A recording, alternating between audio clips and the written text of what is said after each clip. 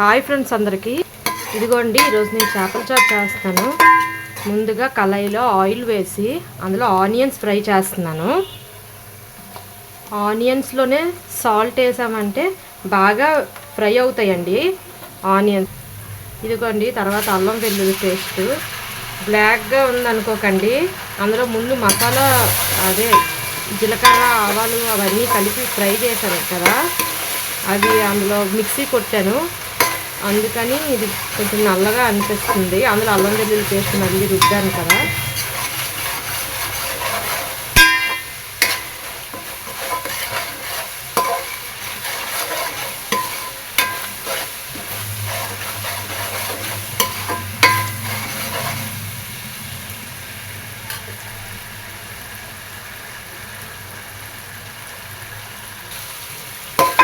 ఈ చేపల చారుకి స్పెషల్ ఏంటంటే ఈ మసాలా పౌడర్ అండి. ఇందులో జీలకర్ర, ధనియాలు, ఆవాలు, మెంతులు ఇవన్నీ ఫ్రై చేసుకొని మిక్సీ చేయాలండి. ఇది వేస్తే చాలా టేస్టీగా ఉంటుంది. మీరు ఒకసారి ఇలాగా ఫ్రై చేసి వేసి చూడండి. ఇదిగోండి అల్లం వెల్లుల్లి పేస్ట్. ఇదిగోండి ఫ్రెండ్స్ టమాటా పేస్ట్. ఇది టమాటాలని ఒక 3 టమాటాలు, అందులో ఒక 3 పచ్చిమిరపకాయలు వేసి పేస్ట్ చేశాను.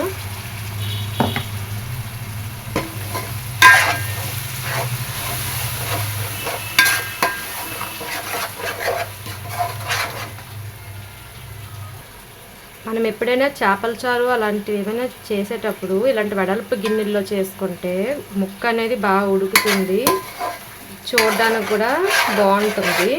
చిన్న కళాయిల్లో చేసామంటే దగ్గరికి అంత బాగా ఉడకదు, అంటే పీసెస్ అనేవి విరిగిపోతాయి. ఇందులో అనుకో మనకు పీసెస్ నీట్గా ఉంటాయి. ఎప్పుడైనా చేపల చారు చేసేటప్పుడు మీరు కూడా ఇలా వెడల్పు గిన్నెలో చేసుకోండి. ఆల్రెడీ మనం ఫస్ట్ కొంచెం సాల్ట్ వేసాం కదా ఆనియన్స్ ఫ్రై అయ్యేటప్పుడు. ఇప్పుడు ఏమంచి పసుపు వేసుకోవాలి, చూసుకొని అప్పుడు సాల్ట్ వేయచ్చు, టేస్ట్ చూసుకొని, లేదంటే ఎక్కువైపోతుంది. ఇదిగోండి 1 స్పూన్ కారం వేసాను.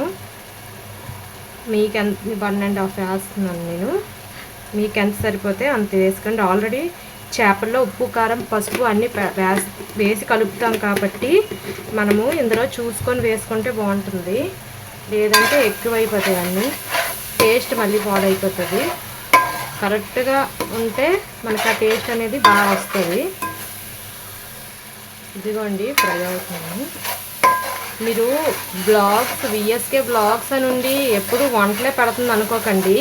పెడతాను కొన్ని డేస్ తర్వాత కొంచెం కొంచెం మెల్లిమెల్లిగా. ప్రస్తుతానికైతే ఇలా వంటలు చేస్తున్నానని పెడుతున్నాను, బ్లాగ్స్ కూడా చేస్తాను. ఇదిగోండి ఇలాగ ఆయిల్ తేలింది అంటే మనకు అది బాగా ఫ్రై అయిపోయిందని అర్థము. ఇప్పుడు నెక్స్ట్ ప్రాసెస్కి వెళ్ళాలి, అదే చింతపండు రసము. చింతపండు రసాన్ని ఇలా పిండుకొని వేసుకుంటే మనకి చేపల చారు రెడీ అవుతుంది, దగ్గరలోకి వస్తుందని అర్థం.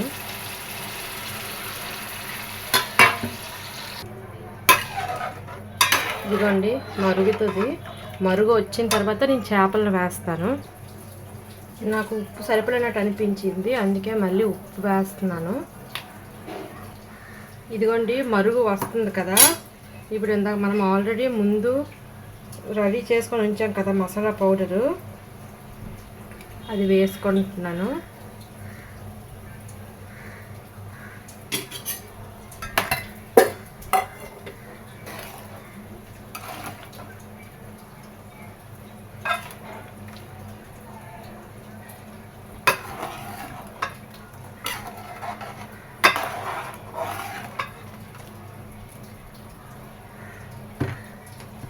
మనం ఫిష్ వేసేసుకోవడమేనండి.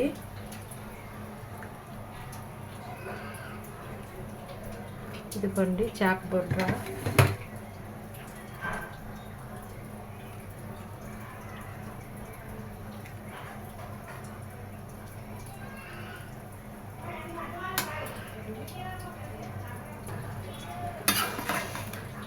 చూసారా ఎంత బాగుందో.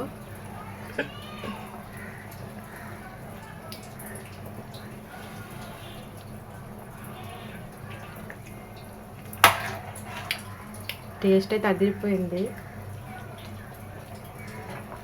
ఇదిగోండి ఇలాగ ఆయిల్ తేలుతుంది కదా, ఇది కొంచెము ఒక 10 మినిట్స్ ఉంచామంటే ఉడికిపోతుంది.